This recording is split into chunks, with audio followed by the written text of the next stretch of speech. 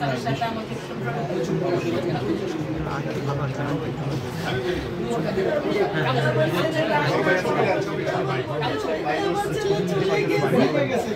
পাঁচই আগস্ট পর্যন্ত এবং তারপরেও ফ্যাসিস্ট দানবদের রক্ত ছড়ানো থাকে। একজন ব্যক্তি তার ক্ষমতায় থাকার জন্য এমন কোন পন্থা নাই অবলম্বন করে। একটা নিষ্পাপ ফুলের মতো একটি কিশোর নাফিসকে হত্যা করতে দ্বিধা করেনি শুধুমাত্র নিজের ক্ষমতাকে নিরাপদ করার। যিনি ক্ষমতাসীন ছিলেন তিনি আসলেই মানুষের রক্তে মাংসে গড়া কিনা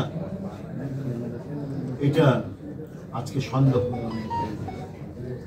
কত কথা বলতেন, স্বাধীনতার চেতনা, তার পরিবার 15ই আগস্টের কথা ইনিয়ে বিনিয়ে বলতেন, কাঁদতেন, কিন্তু নাফিজের মায়ের কান্না থামাবেন কি করে?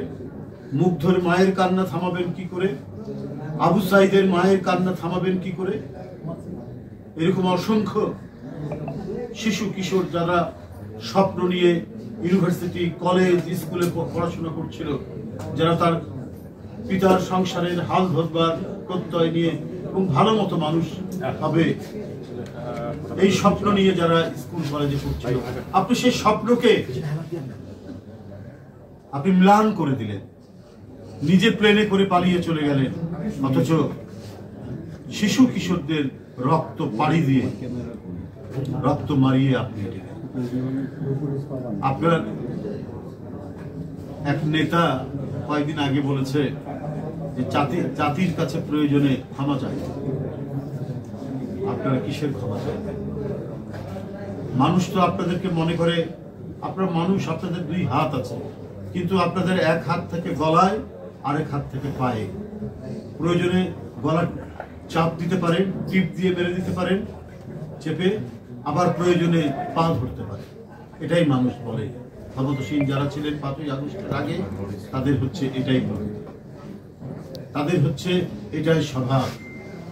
শুধুমাত্র এক ব্যক্তি এবং এক পরিবার বাংলাদেশে থাকবে, তাদের কাহিনী থাকবে, তাদের বানানো মিথ্যা বয়ান দিয়ে এদেশের স্কুল, কলেজ, ইউনিভার্সিটির ছাত্রদেরকে তারা ভুলিয়ে রাখতে চাইছে।